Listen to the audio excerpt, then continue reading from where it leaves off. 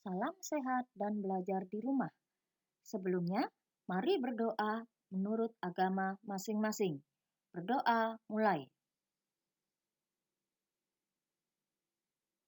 Berdoa selesai. Menurut kalian, dari pelajaran sistem reproduksi manusia yang lalu, mana yang menarik dan ingin dibahas lebih lanjut? Baiklah. Ibu yakin kalian ingin mengetahui yang ini. Sekarang silahkan kalian buka buku cetak IPA halaman 21 sampai 33. Kompetensi dasarnya masih sama dengan yang lalu, mendeskripsikan struktur dan fungsi sistem reproduksi pada manusia, kelainan dan penyakit pada sistem reproduksi, dan penerapan pola hidup yang menunjang kesehatan reproduksi. Indikator kompetensi yang harus kalian capai, yang pertama adalah memaparkan siklus menstruasi yang terjadi pada dinding rahim. Yang kedua, membuat grafik level hormon dalam siklus menstruasi. Yang ketiga, menjelaskan proses fertilisasi dan kehamilan. Yang keempat, menjelaskan fungsi cairan ketuban. Yang kelima, menjelaskan gaya dorong dan gaya gesek yang terjadi pada proses melahirkan. Tentu kalian yang perempuan sudah ada yang mengalami menstruasi. Mungkin juga belum di usia kalian sekarang. Apa itu menstruasi? Menstruasi adalah keluarnya darah bersama sel telur akibat luruhnya endometrium rahim yang dipengaruhi oleh hormon estrogen dan progesteron. Bagaimana proses menstruasi terjadi? Silahkan diperhatikan gambar tersebut. Kalau kalian ingin mengetahui prosesnya secara lengkap, silahkan buka alamat YouTube itu dan silahkan disimak baik-baik. Tugas nomor 1. Silahkan kalian mengerjakan aktivitas 1.2 halaman 23 pada buku cetak IPA.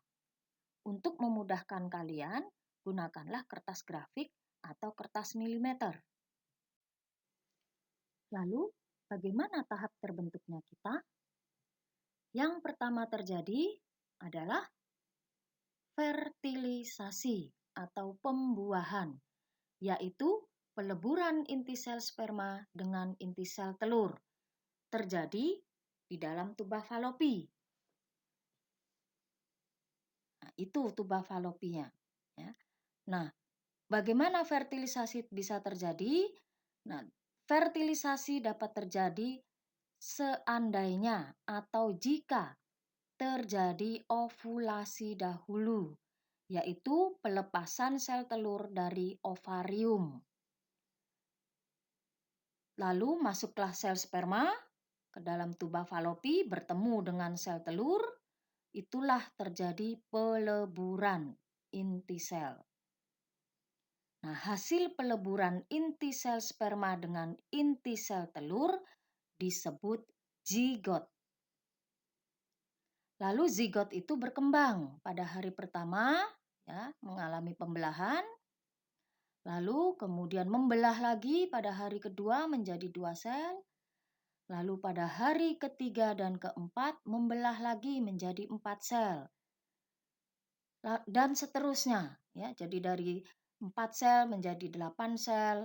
Lalu nanti dari 8 sel itu mengalami proses lagi pembelahan menjadi tahap morula, lalu blastula.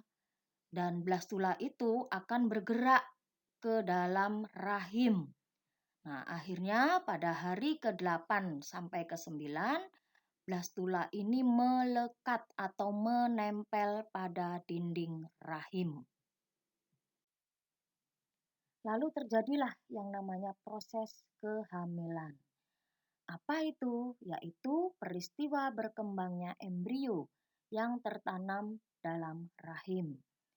Seperti apa kita di dalam rahim orang tua kita dulu? Itu gambarannya.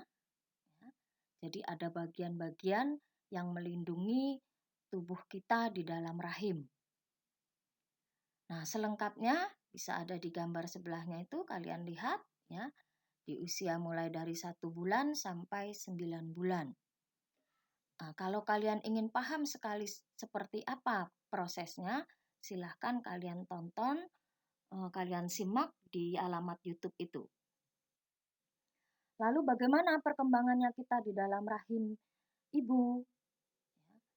Nah, gambarannya seperti itu.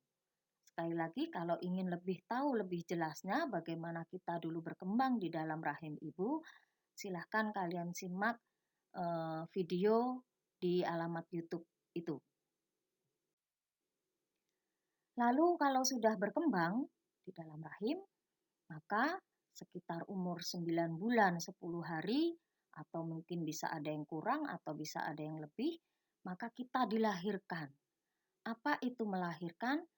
Melahirkan adalah adanya kontraksi rahim ibu dan dilalui dengan pembukaan untuk mengeluarkan bayi. Nah, gambarannya kira-kira seperti itu yang namanya pembukaan. Ya. Jadi mulai dari awal nomor 1 sampai nomor 8 sampai akhirnya kita lahir ke dunia. Nah, untuk lebih memahami prosesnya melahirkan seperti apa, kalian dapat membaca dari buku cetak IPA halaman 33. Pertanyaan atau tugas yang harus kalian tulis jawabannya pada kertas jawab masing-masing adalah yang pertama yang tadi ya, sudah yang membuat grafik. Yang kedua, mengapa menstruasi terjadi? 3. Tuliskan 6 fungsi cairan ketuban atau cairan amnion. 4. Jelaskan faktor apa saja yang mempengaruhi proses melahirkan.